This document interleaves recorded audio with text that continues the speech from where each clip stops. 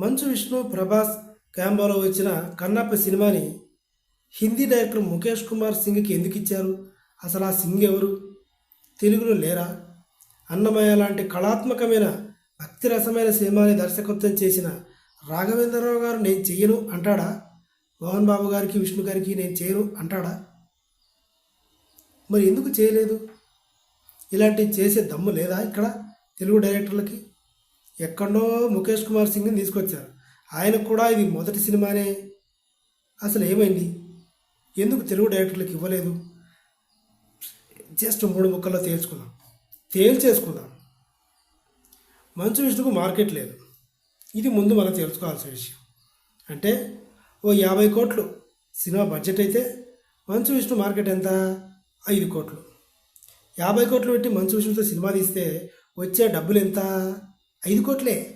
5 కోట్లు కూడా వస్తుందో రాదో. ఎందుకంటే ఒక డి దేనికైనా రెడీ దూసుకెళ్తా, ఈ 3 సినిమాలు తప్ప మొత్తం అన్నీ ఫ్లాప్లే.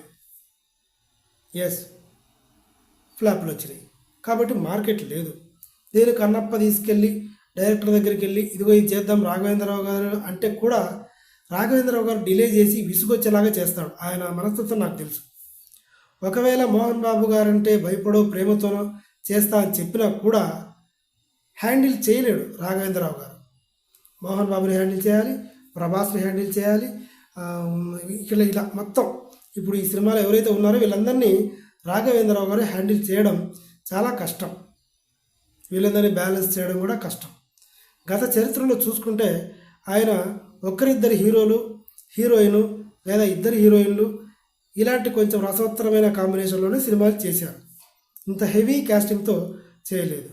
మొదటిది విష్ణుకి మార్కెట్ లేదు.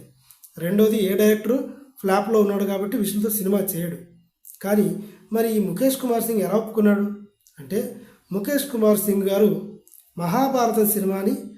మహాభారతాన్ని ఆ కథని టీవీ సీరియల్గా తీసిన ఒక ఘనుడు. మరి టీవీ సీరియల్కి ఇంత అంటే ఆ సీరియల్ 1000 కోట్లు కలెక్ట్ చేసింది. అది ముచ్చట అసలు విషయం. పురాణాల మీద పచ్చి పట్టు ఉంది ఆయనకి. కాబట్టి ఆయనకి ఇక్కడ మార్కెట్ విష్ణుకి ఉందా లేదా ఇవేవి తెలీదు. ఇక్కడ తెలుగు ఆడియన్స్ ఎలా ఉంటారు ఇదంతా కూడా ముఖేష్ కుమార్ సింగ్ గారికి తెలియదు.